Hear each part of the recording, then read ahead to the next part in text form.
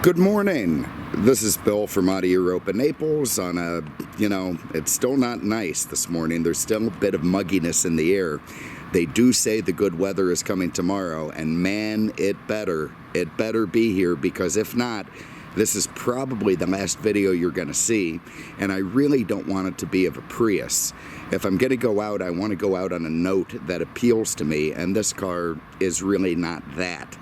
I'll be often, manning a radar tracking station in the North Atlantic, somewhere where it's freezing, absolutely freezing. Maybe I'll become a spare hand on a sword fishing boat heading out to the Flemish Cap or something. Anyway, let's just pretend it's all going to go fine and we'll go forward from here. This is a 2009 Toyota Prius with the Synergy hybrid drive. The Prius is a very fascinating car. I mean, while I say, obviously it's not a car for me, well, I shouldn't say that. I mean, it's just, look, I'm a car guy going back decades, decades and decades. I love big cubic inch internal displacement motors. I mean, give me a 66 Corvette with a big block and side pipes and no catalytic converters and I'm happy. So I'm probably what a lot of people in the modern world would refer to a dinosaur when it comes to cars, and that's fine. I can live with that. I enjoy that. I wear it. I celebrate it. But the people who drive this car are probably not going to think that way. The Prius came out, the second gen, this one, which is truly the most notable of them, came out in 2004 and ran through 2009. So this was the final year of this particular style. And I think it's inarguable to say that this is the most iconic of the Priuses. I mean, when somebody thinks Prius, this is the car that pops in their head. Toyota really styled it to look, I can't say space age, because God knows that was 50 years ago, but they styled it to look modern. They styled it to look, not quite as weird as a true electric car has historically looked, but still pretty weird. I mean, you see this thing going down the road and you kind of want to pipe in that Jetson sound effect. This real low slung front end, this arching roof line, big tall rear end with the split, I can't even call it a spoiler in the back, but the split hatch with the two different windows. It definitely looks very modern for its day and still looks pretty modern today. And it is inarguable to say that this car is one of the most iconic in automotive history. In many, many ways, and a friend of mine argues this to me, it is the modern rival of the original air-cooled Beetle, another iconic car. And that car became iconic because it was practical, extremely reliable, and terrific on gas. And this car is not unlike that. I mean, it is, despite having more technology than the space shuttle, it is reliable, it is practical, it's great on gas. The part that I don't like, the image that the old VW presented, might have been of somebody cool, might have been of a cheapskate, whatever you wanted to call it. This is a little bit different. I mean, when you drive a Prius around, you're kind of broadcasting to the world, I care about the environment. I care about sea turtles. I, want to have lower emissions, a lower carbon footprint, which a lot of people want to send that message. I don't. I don't necessarily care about that. I want to broadcast something different. In fact, in the last Prius review I did, this is now on the main review channel. I'll put a link to it in the description. I talked about how this thing looks like something out of Star Trek, but minus all the stuff that I like about Star Trek, photon torpedoes and Klingons and stuff, and you just have gay communism in space. And that's kind of what the Prius is to me. Now, it's not entirely fair, because the deal is, if you need a good, reliable car, you don't want to spend a crap load of money at the pumps, the Prius, and particularly on the used car market, has become a pretty popular choice and a pretty great choice. The number one concern you hear about these things is, oh my God, the battery. I've heard battery horror stories. Battery. It's going to go out. It's going to be $8,000 to replace. Well, it turns out none of that is really true.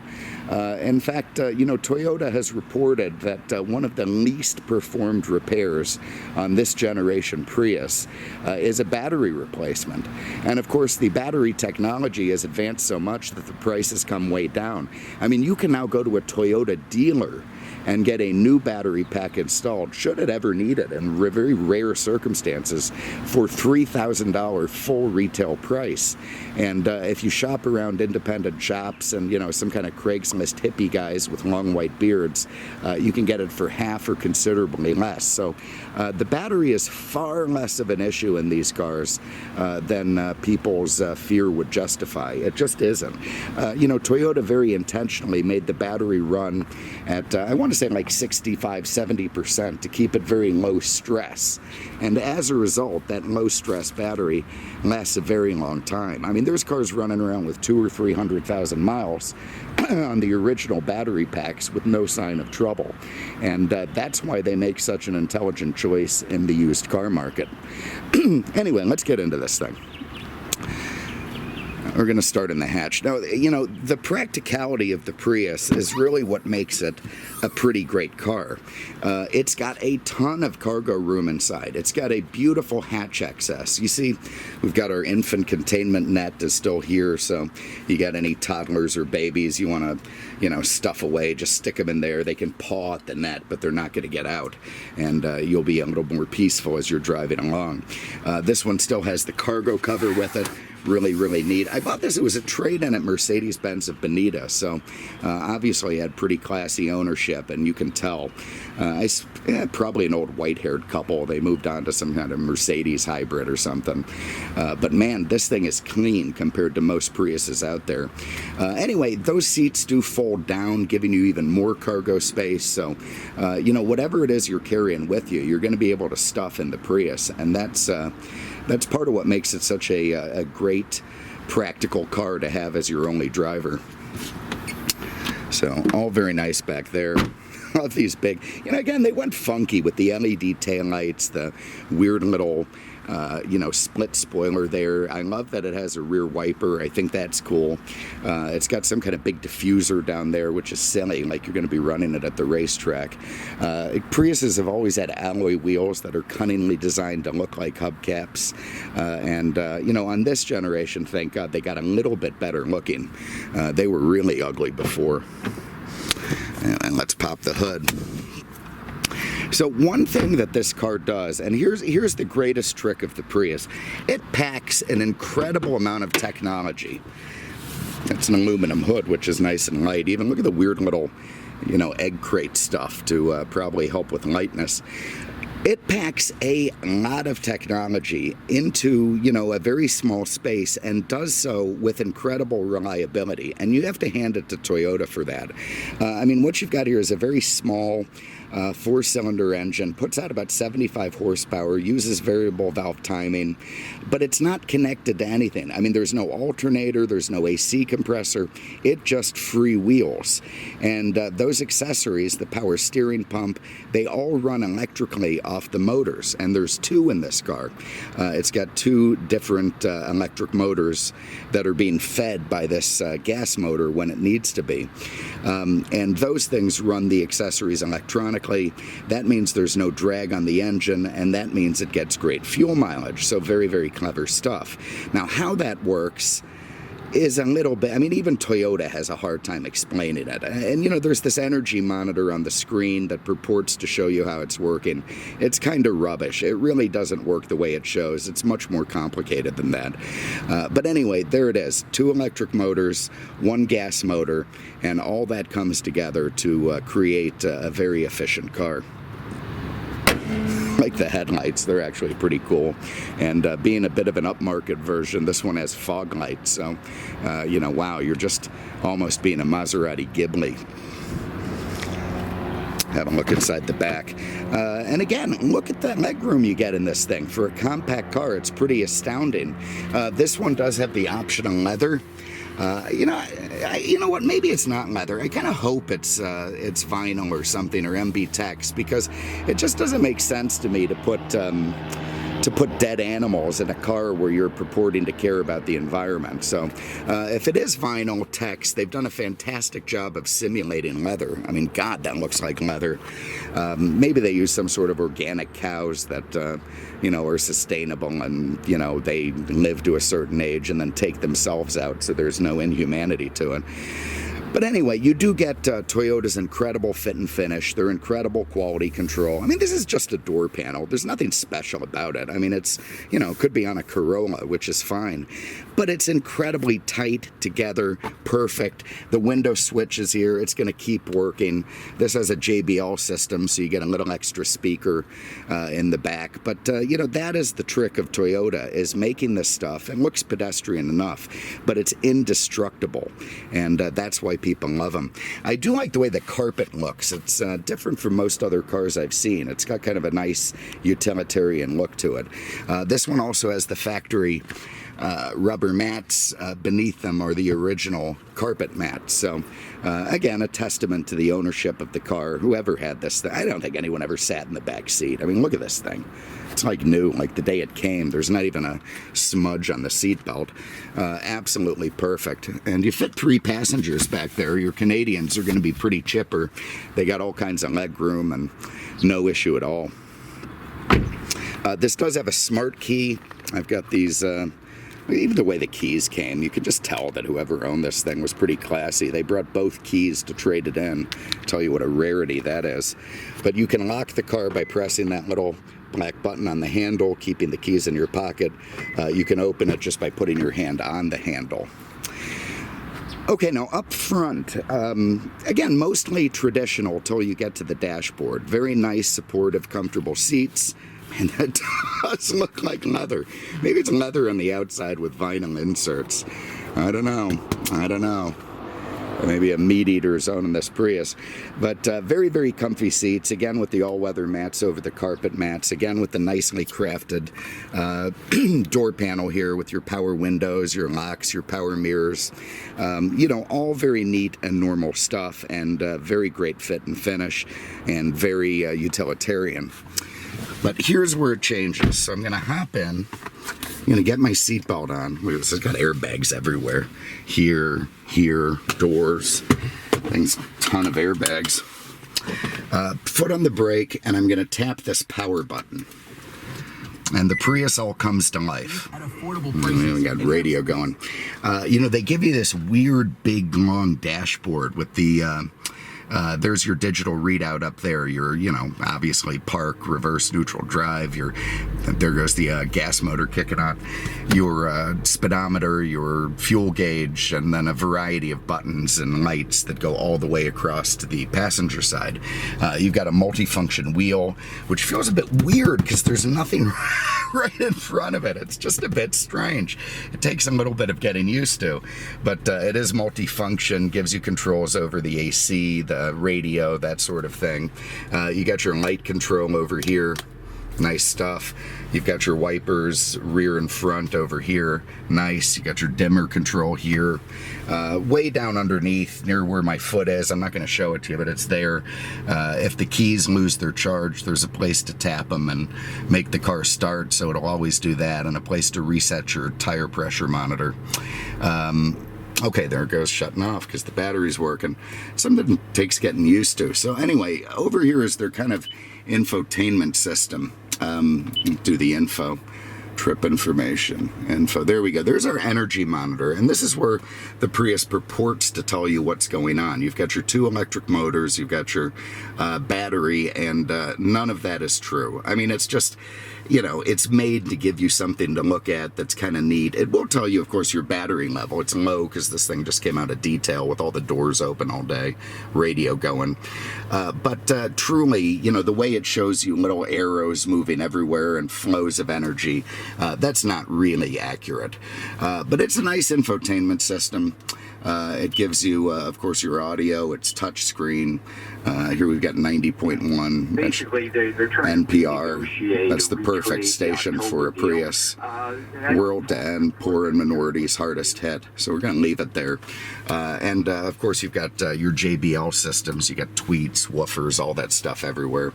You got some direct access stuff here for the radio. You got a neat little place. You know, being in South Florida, of course, we need to carry guns with us, and this Prius has a crap load of gun storage. So I could easily get, you know, a little compact 9 in there.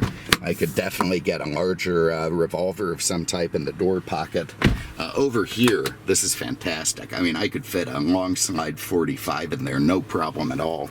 And in the glove box, you know, well, I guess you got your books. And again, this is a testament to the way this car was owned. I mean, here's the original Toyota's quick reference guide. You've still got this, what do you call it, you know, original folder with all the books and manuals and that sort of thing, 2 keys. Again, whoever owned this thing was pretty classy.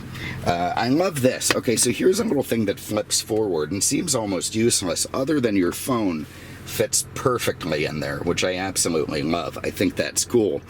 You also get a nice cup holder right here, just where you want it. You got a nice deep center console here, a nice little tray for your narcotics that can come out, and you can fit more weapons, hand grenades, smoke grenades, tasers, whatever it is you need there. And then a weird little slider thing for whatever reason. And that also has, let's see, two 12-volt outlets down there, at least one, and then your auxiliary input. So all very nice setup in the center console. Back here you do get a couple of cup holders for your rear seat passengers, so your Canadians can be nice and refreshed. Here's a self-dimming mirror with HomeLink garage door opener. You have another compartment for some sunglasses, and of course your light controls and such. So all very, very nice stuff. All right, let's go for a spin. So to do that, you use this bizarre little shifter mechanism that's parked here on the dashboard.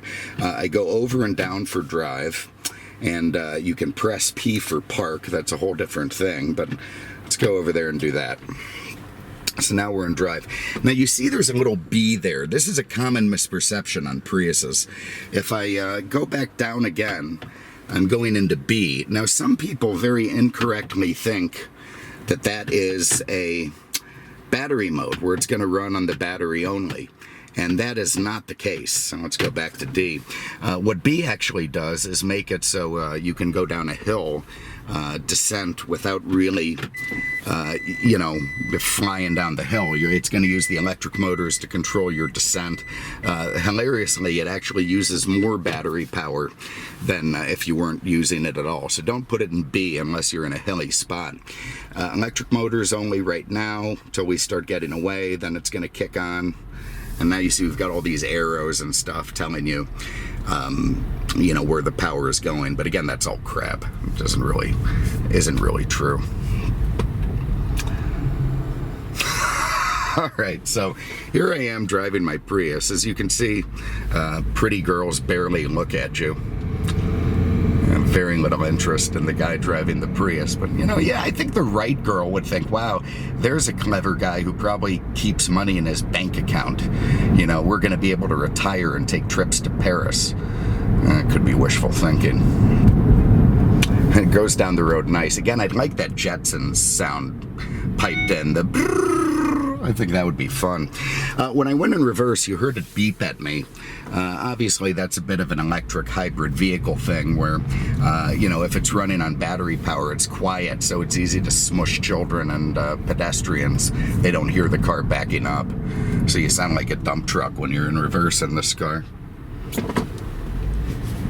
I'm not going to bother hammering it. I mean, there's 0 point to that. But, you know, here it is. The car is peppy enough to keep up with traffic. You know, you absolutely feel no issue at all accelerating onto a highway, I mean, or passing people. And that's part of the trick of what made this such a great car, is it's very, very useful around town without being, you know, a dog, without being too slow, without, you know, causing problems. You couldn't do that in an old Beetle. It does have a Cvt transmission, which is a little weird. You never feel it shift. It's constant velocity, so it's essentially just one gear for drive. I'm not even going to get into how that works, more complications. The steering, it's fine. I mean, it's a little bit numb, but you're not driving a performance car, so why wouldn't it be? It's fine for what it does. Now, here's the trick that Toyota pulled off that's just fantastic, is the brakes regenerate the battery. They send power to the battery. When it's not using all the gas motor, it's going to send power to the battery. And one of the hardest things to do in these electric vehicles is to make that regenerative braking system feel normal, feel like normal brakes.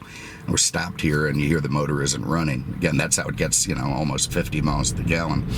But so the Toyota engineers have excelled at making that braking system feel normal, even though it's nothing, really nothing like a conventional system, the way it works to recharge the battery.